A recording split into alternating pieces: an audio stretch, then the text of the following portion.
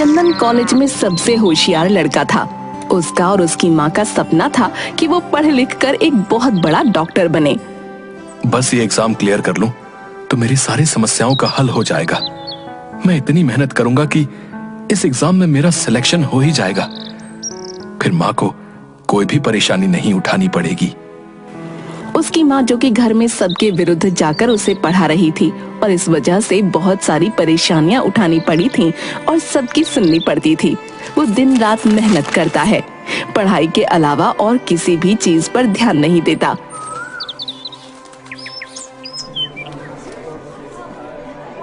मैंने इतनी पढ़ाई की थी, मेरे दोस्तों में से किसी ने भी नहीं की, लेकिन मेरा ही सिलेक्शन नहीं हुआ।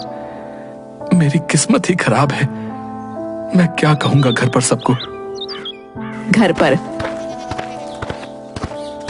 अरे बेटा तू आ गया, मैं कब से तेरी राह देख रही हूँ।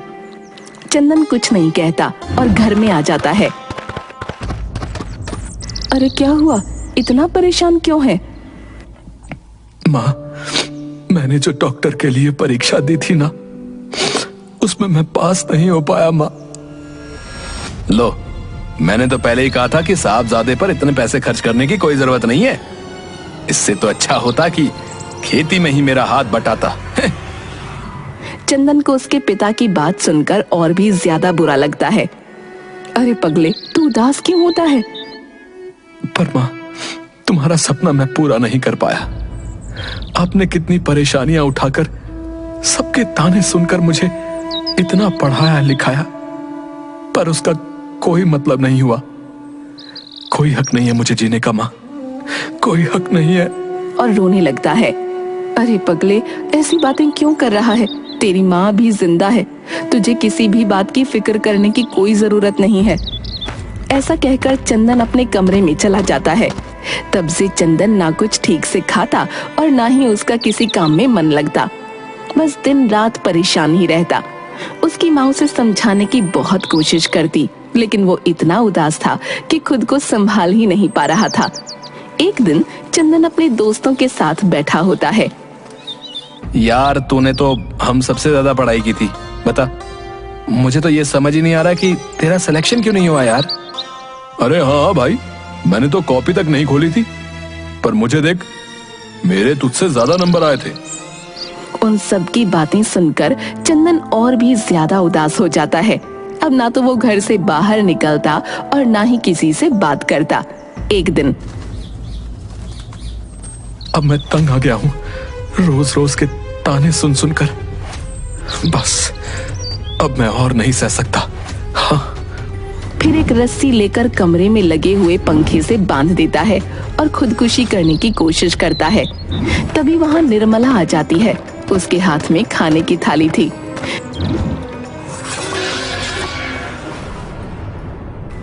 बेटा, ये तू क्या कर रहा है? क्या तू मुझे जीते जी मारना चाहता है? पर माँ, मैं क्या करूं? सब कुछ खत्म हो गया। मैं सिर्फ आपकी परेशानियां बढ़ा रहा हूँ।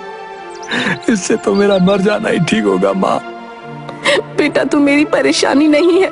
तुझे देखकर ही तो मुझे जीने की हिम्मत मिलती है। और भगवान है ना, वो सब ठीक कर देगा। तू बस भरोसा रख। अगर भगवान होता तो हमारी ये हालत नहीं होती माँ। मेरे पास तुम्हारा इलाज करवाने तक के पैसे नहीं है माँ।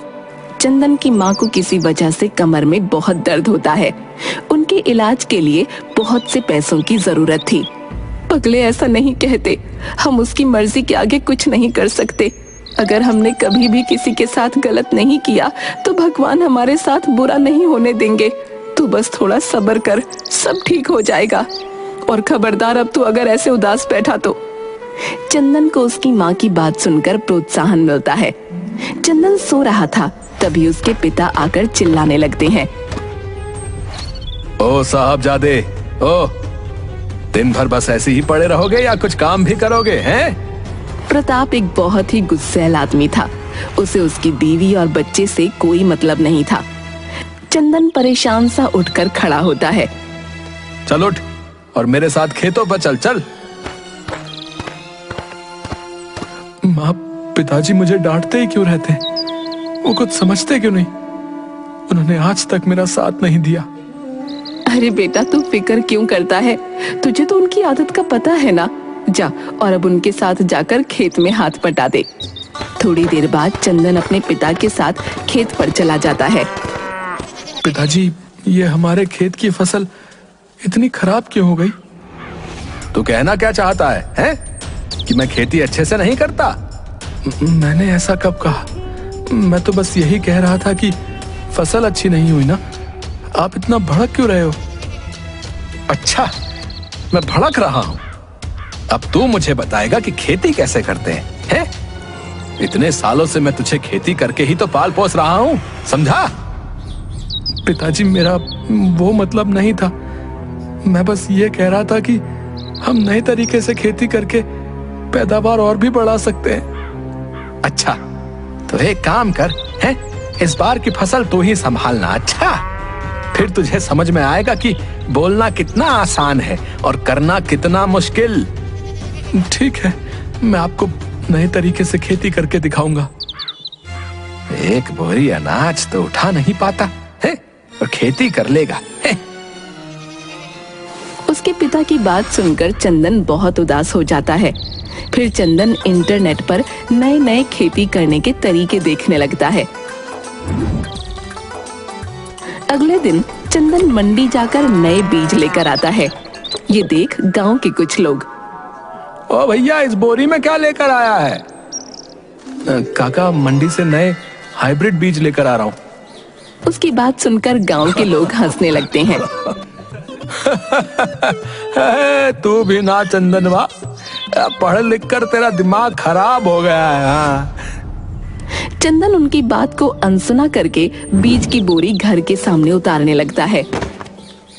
देखो देखो देखो, तुम्हारे साहबजादे को कुछ कमाता तो है नहीं और इन फालतू की चीजों पर खर्चा करता रहता है। अरे अरे, क्या जरूरत थी मंडी जाकर नए बीज लाने की, है?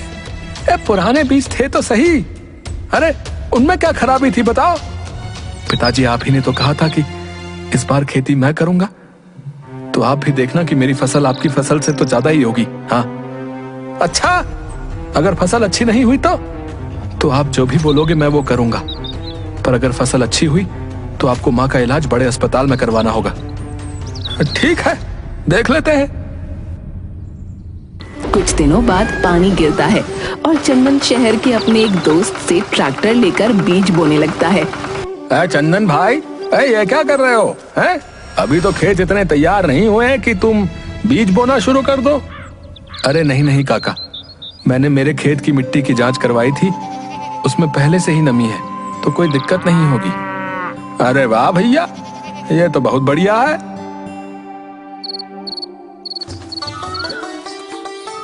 कुछ दिनों बाद फसल थोड़ी थोड़ी बड़ी हो जाती है। देखा पिताजी, मेरी फसल इन सब की फसल से जल्दी बड़ी हो गई है, तो उसमें कौन सी बड़ी बात है, हैं? जब फसल उगेगी तब मानूंगा तुझे। कुछ दिन बाद फसल तो बड़ी हो गई है, अब बारी है दवाई छिड़कने की। फिर चंदन अपने एक दोस्त से फोन पर कुछ दवाइयों की जानकारी लेता है और शहर जाकर कीटनाशक ले आता है और घर आकर रख देता है।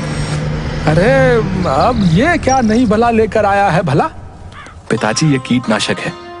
इनकी वजह से फसल को कीड़े नहीं खाएंगे और खेत में खरपतवार भी नहीं होगी। अरे पर हम तो इतने सालों से बिना दवाइयों से ही खेती करते हैं। अरे तू क्यों मेरी फसल खराब करने पर तुला हुआ है रे? ऐसा कहकर प्रताप वहां से चला जाता है। माँ, पिताजी मुझे बिल्कुल भी प्यार नहीं करते, हर वक्त मुझे डांटते रहते। मैं इतनी मेहनत कर रहा हूँ पर फिर भी वो बिल्कुल भी खुश नहीं होते। ऐसा नहीं है बेटा, वो तुझे बहुत प्यार करते हैं, पर बस जताते नहीं। अब तू जा और जाकर अपनी मेहनत और अपनी सूझबूझ से सबको दिखा दे कि तू बेवकूफी नहीं कर रहा। मुझे तुझ पर पूरा विश्वास है। निर्मला की बात सुनकर चंदन को अच्छा लगता है और वो जाकर खेत में कीटनाशक उड़ाता है। दिन भर मेहनत करके जब चंदन रात को घर आता है तो बहुत ही थक जाता है। अरे चंदन, आजा खाना खा ले। नहीं माँ, मैं नहीं खा पाऊंगा। क्यों, क्या हुआ? फिर चंदन अपने हाथ दिखाता है। अरे तेरे हाथों में तो छाले पड़ गए। तू रुक, मैं तुझे मलहम लगा देती हूँ। निर्मला उसके हाथों में लेप बनाकर लगाती है। चला जा, आज मैं तुझे अपने हाथों से खाना खिलाऊंगी। निर्मला चंदन को अपने हाथों से खाना खिलाती है। अगले दिन सुबह, अरे प्रताप भैया, हे प्रताप भैया, अरे अरे चलकर खेत पर तो देखो, अरे क्या हो गया? अरे भाई तुम जरा चलो तो, तुम्हारे खेत में अनाज का एक पौधा नहीं बचा भैया। क्या क्या बात कर रहे हो? हाँ हाँ, शायद चंदन ने जो कीटनाशक उठाया था ना, शायद उसी वजह से। पर उससे तो कोई दिक्कत नहीं होती, उससे तो फसल भी बहुत ही। अरे चुप, मैंने तुझे कहा था कि यह खेती बाड़ी तेरे बस की बात नहीं है। तो फिर तू क्यों अपनी मूर्खता को जग जाहिर करने की कोशिश करता है रे? फिर सभी गांव वाले खेत पर जाकर देखते हैं। फसल मुरझा गई थी। नालायक, देख, तेरी बेवकूफी की वजह से मेरी सारी फसल खराब हो गई। अब बता, इसका खामियाजा कौन देगा, बता? अरे भाई, ये खेती करना तुम्हारे बस का नहीं है भैया। हाँ, कमर टूट जाती है, हाँ, तब जाकर भी फसल की सही कीमत नहीं मिल पाती। और तुम चले नए तरीकों से फसल उगाने। तुझे इतना ही खेती करने का शौक है तो मेरे यहाँ काम करने के लिए आजा। मैं तुझे अच्छे से सिखा दूंगा कि खेती कैसे करते हैं, और बदले में पैसे भी दूंगा। वैसे भी कॉलेज में फसल उगाना नहीं सिखाते होंगे ना? अच्छा जमींदार काका, तो आप ये कहना चाहते हैं कि जो पढ़े लिखे होते हैं वो खेती करना नहीं सीख सकते? हाँ, इसीलिए कहता हूँ कि मेरे खेतों में काम करने आ जा। मैं तुझे अच्छे से खेती करना सिखा दूंगा। वैसे भी मुझे एक नौकर की जरूरत है। कम से कम तू बेवकूफी करना तो बंद कर देगा। चंदन सभी गांव वालों की ऐसी बातें सुनकर उदास होकर घर चला जाता है। मैंने शायद कीटनाशक में कुछ ऊपर नीचे कर दिया होगा, इसीलिए तो सारी फसल खराब हो गई। अब पिताजी मुझे खेती करने के लिए 1 रुपया नहीं देंगे, और मैंने उनसे वादा किया था कि अगर मेरी फसल उनकी फसल से ज्यादा अच्छी हुई तो वो माँ का इलाज शहर के बड़े अस्पताल में करवाएंगे। पर अब माँ का इलाज भी नहीं हो पाएगा। हिम्मत मत हार बेटा, इस बार नहीं हुई तो क्या हुआ, आगे और मेहनत करके गलतियों से सीखना, समझा? कुछ दिन तक चंदन और उसके परिवार वाले इसी बात से परेशान होते हैं कि अब खेती के लिए पैसा कहां से लेकर आएं। कर ली ना अपनी मनमानी, है? देख लिया अपनी बेवकूफी का अंजाम। मैंने तो कहा था तुझे कि तुझसे खेती बाड़ी नहीं होगी। ना ही तू पढ़ाई में अव्वल आ पाया और ना खेती में। तू किसी काम का नहीं है रे। तू मर जाता तो ही अच्छा होता। अब मैं इतने पैसे कहां से लाऊंगा कि फिर से नए बीज लाकर बो दूं? अब तो गांव के सभी लोगों ने मजाक बनाकर रख दिया है मेरा। बेवकूफ कहीं का। प्रताप की बात सुनकर चंदन को बहुत बुरा लगता है। मैं यहाँ आया ही क्यों? वहीं ट्रेन के नीचे आकर मर जाना चाहिए था मुझे। नहीं बेटा, ऐसी बातें क्यों कर रहा है, सब ठीक हो जाएगा। करीबन 1 हफ्ते बाद चंदन उदास मन से अपने खेत की तरफ जाता है और देखकर बहुत खुश हो जाता है। ये तो चमत्कार हो गया। मेरी फसल पहले से भी ज्यादा अच्छी हो गई। पर ये हुआ कैसे? उस कीटनाशक से तो पूरी फसल खराब हो गई थी। फिर चंदन दौड़ा हुआ अपने घर जाता है। पिताजी, वो हमारी फसल। अरे अब क्या हुआ? अरे पिताजी, हमारी फसल पहले से भी बहुत ज्यादा अच्छी हो गई, गांव में सबसे अच्छी। क्या? हाँ पिताजी, आपको यकीन नहीं आता तो आप खुद ही चलकर देख लीजिए। फिर प्रताप भी खेत पर जाकर देखता है तो गांव में सबसे अच्छी फसल उसी की थी। पर ये हुआ कैसे रे? वो दवाई से तो फसल पूरी खराब हो गई थी। हाँ पिताजी, मेरे दिमाग में भी यही सवाल आया। मैंने अपने दोस्त से पूछा, तब उसने कहा कि शुरू में लगता है कि फसल खराब हो गई, पर थोड़े दिन में फसल बहुत अच्छी हो जाती है। और कीड़े और खरपतवार भी मिट जाते हैं। फिर चंदन नए नए तरीके अपनाकर फसल का ध्यान रखना और बहुत मेहनत करना शुरू कर देता है। फिर उसकी फसल गांव में सबसे अच्छी हो गई थी। एक दिन चंदन को जमींदार दिखाई देता है। अरे काका, आपकी जमीन पर काम करके खेती करना सिखा रहे थे ना मुझे। अब देखिए आपकी फसल और मेरी फसल में कितना अंतर है। ये चंदन, कल का आया हुआ लड़का, ये मुझे सिखाएगा कि खेती कैसे करते हैं। इसे तो मजा चखाना ही पड़ेगा। रात को जब सब सो रहे होते हैं, तब जमींदार चंदन के खेत पर जाकर बहुत इतरा रहा था ना अपनी फसल पर। अभी तेरी सारी हेकड़ी बाहर निकालता हूँ। और फिर चंदन के खेत में जलती हुई माचिस फेंक देता है और वहां से आ जाता है।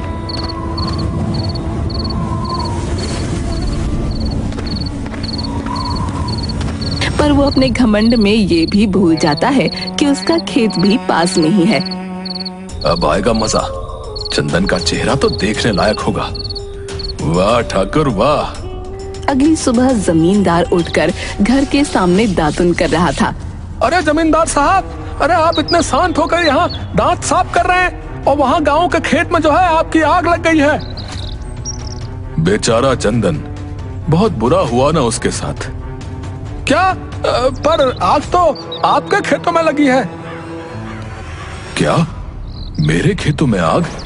ये कैसे हो सकता है? मेरी फसल। ऐसा कहकर अपनी धोती संभालकर वो तुरंत अपने खेतों की तरफ भागने लगता है। क्या किया तूने मेरे खेतों के साथ? ये सब तूने किया होगा ना? अरे नहीं नहीं काका, मैंने कुछ नहीं किया। मैं तो हर रोज की तरह अपने खेत को देखने आया था और यहाँ आकर देखा तो आपके खेत में आग लगी हुई थी। वो तो गनीमत हुई कि मेरी फसल को ज्यादा नुकसान नहीं हुआ।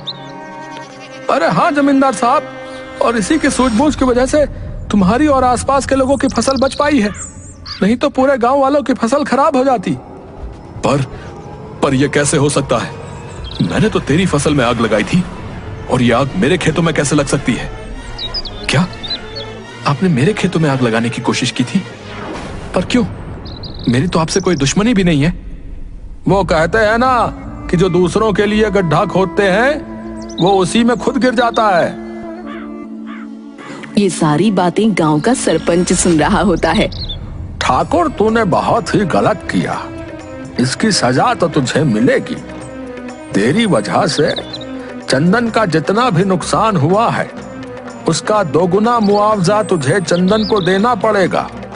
और हाँ चंदन बेटा, मुझे तुझ पर गर्व है कि तूने नए नए तरीके अपनाकर इतनी अच्छी खेती की और अब तू गांव के लोगों को भी आधुनिक तरीके से खेती करना सिखाएगा और उन्हें बीज और कीटनाशक दवाइयों के बारे में भी बताएगा। ये सुनकर चंदन बहुत खुश हो जाता है। और हाँ, एक और बात, मैंने सुना है कि तूने डॉक्टर की पढ़ाई की है। हाँ सरपंच साहब, पर मैं उसमें पास नहीं हो पाया। मैं बहुत दिनों से गांव में एक अस्पताल बनवाने की सोच रहा था, पर कोई भी शहर का डॉक्टर गांव आने के लिए तैयार ही नहीं था। तो जब अस्पताल तैयार हो जाएगा तब उस अस्पताल में तू काम करना और हमारे गांव के लोगों का इलाज करना। ये सुनकर चंदन बहुत ही खुश हो जाता है। मुझे माफ कर दे मेरे बच्चे, मैंने तुझे बहुत ही भला बुरा कहा। अरे नहीं नहीं पिताजी, आप माफी क्यों मांग रहे हैं? आप ही की डांट की वजह से तो मैं यहाँ पर हूँ। प्रताप चंदन को गले लगा लेता है। अरे पर अपना वादा तो नहीं भूले हो ना? देखिए, मैंने आपसे अच्छी फसल उगाई है। आपने मुझे वादा किया था कि आप माँ को शहर के बड़े अस्पताल में दिखाओगे और वहां पर मैं भी माँ को मॉनिटर करूंगा। हाँ हाँ, याद है मुझे।